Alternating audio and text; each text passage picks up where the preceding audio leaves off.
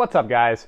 A little question and answer time here, and it's about box heights. So I've been getting a lot of questions, and I try and answer them as I work out and do the kind of answer, I guess, to the question, because I think it's just kind of fun. And if someone ever walked down this basement, they think I'm crazy. I'm just talking to myself in a camera as I squat, but maybe I am a little nuts. Well, the question is, what do you think about using different squat heights, and specifically box heights, I guess, all fits under one, for your training? Should you use it? Should you not use it? And when might you use it, if you are going to use it? Good question. I see using different box heights for different reasons. One, the most basic reason, is because it's something different to do. Sometimes you just get tired of doing the same movement over and over and over again, and adding slight variation to the movement itself can be kind of fun. Can give you something to do, and it can actually act as a little bit of a different stimulus. So obviously the tension is offloaded when you're on a box. You come back down and you squat up, versus a typical back squat where you go to the bottom position, come back up nice and tall. So that's kind of one reason why you might do it, but that's not really a scientific reason. It's just kind of a variability reason. And the fact you can add variation in movements might mean you are two things. One, less susceptible to overuse injury. Like if I keep doing the same movement pattern over and over again, well, maybe I run the risk of overloading that movement pattern too much, those joints and those specific angles and loads of tension, lines of tension, I should say. And number two is that it adds an excitement, right? Because it's fun, it might be different, and different can be more motivating. So because you have something different going on, you might go, well, I like this. The stress of working out becomes a you stressor. A you means exciting, like a distressor is something that you're not excited about. Distressor is like a test. Ooh, that's very stressful. I don't want to do it. But a you stressor is something that's exciting. It's something that gives you a stress, but like in a positive way, like a challenge. So that's two reasons to do it, kind of under one umbrella reason.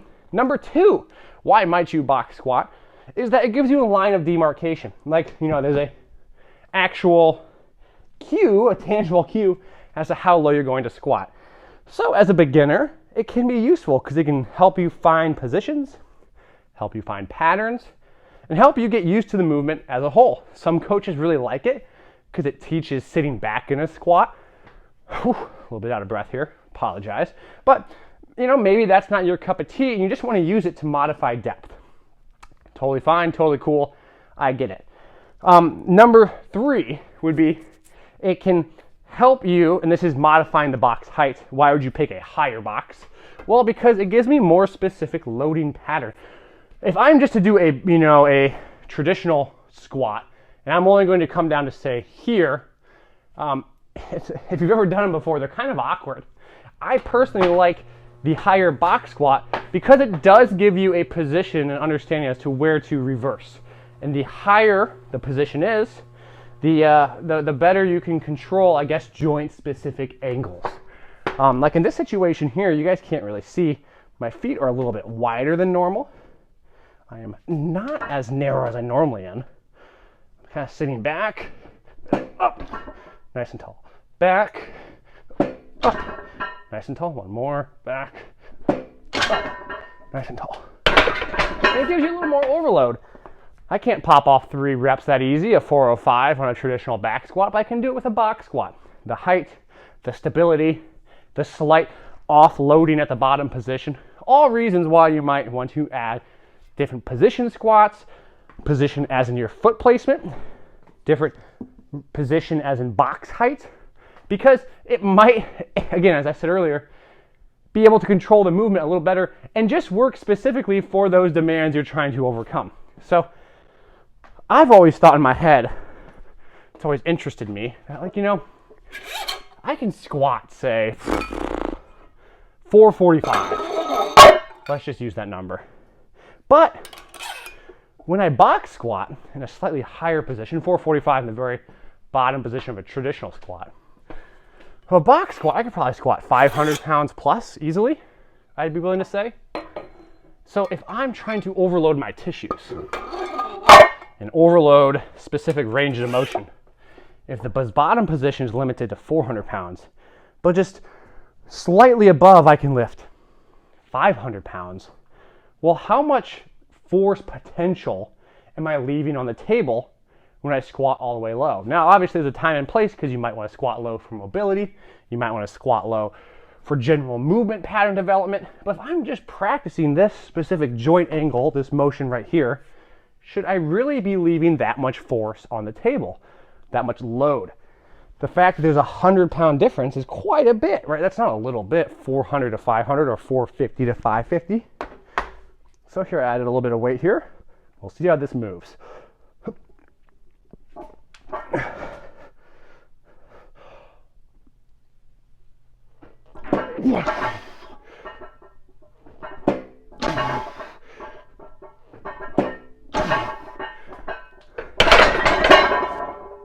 So that right there is about 425, so 455 right there. All right, that moved really well. Pretty smooth, not super difficult.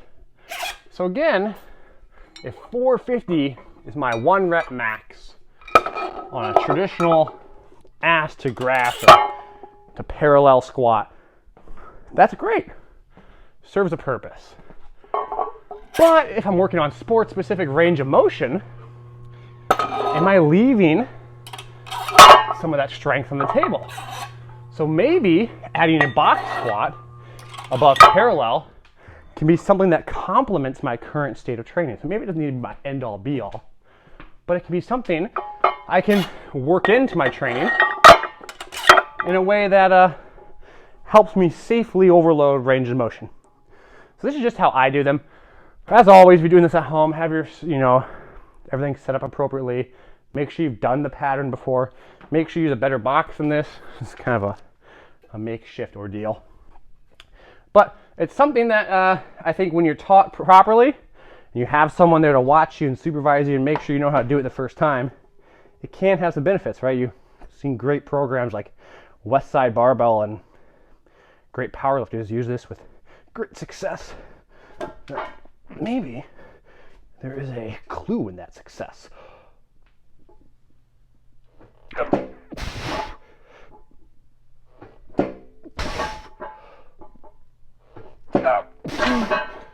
Oh yeah. Nice, that was pretty good. Maybe we'll just go to that 5 bill mark. Anyway, we'll kind of work our way up into it.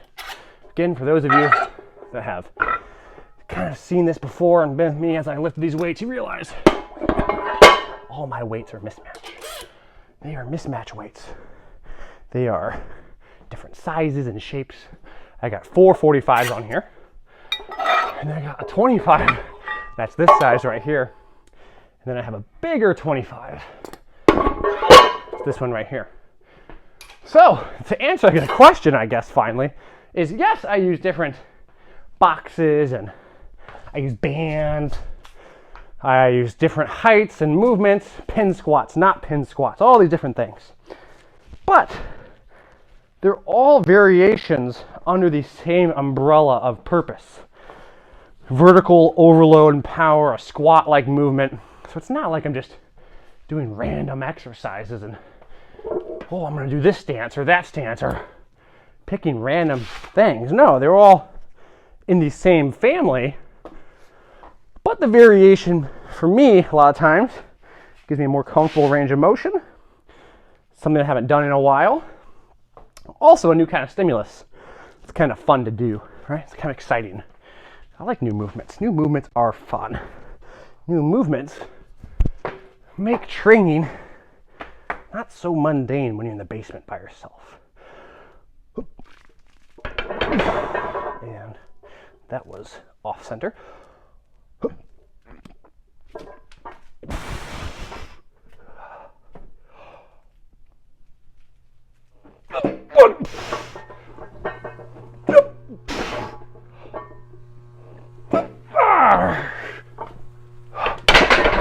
Woo.